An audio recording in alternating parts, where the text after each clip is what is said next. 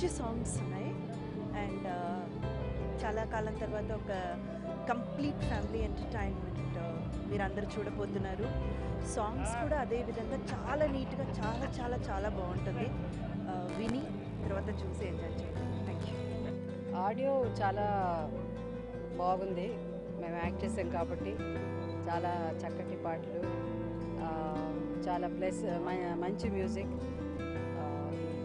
కొత్త బంగారు లోకం తర్వాత సీతమ్మ వాకిట్లో సిరిమల్లె చెట్టు తర్వాత ఈ పిక్చర్ కూడా విజయ్ కదా. నా రోల్ జయసుధ చేసే రోల్. మంచి క్యారెక్టర్, మంచి సినిమాలో యాక్ట్ చేసాం. చాలా బ్యూటిఫుల్ మూవీ. అది ఇంకా మీరు చూసే చెప్పండి. శతమానం భవతి పక్క దిల్ రాజు గారి బ్యానర్లో వచ్చే మరో బొమ్మరిల్లు లాంటి సినిమా. కొత్త సంవత్సరంలో మంచి సినిమా అవుతుంది. ఫ్యామిలీతో చూడదగిన మంచి సినిమా, మంచి ఫ్యామిలీ వాల్యూస్, మన తెలుగు నేటివిటీకి తగ్గట్టుగా ఉండే మంచి పాట, మంచి సినిమా ఇది, మంచి సబ్జెక్ట్ ఇది. ఆడియో చక్కగా కుదిరింది. మిక్కీ జే మేయర్ గారు మంచి మ్యూజిక్ ఇచ్చారు. నాకు 3 పాటలు రాశాను.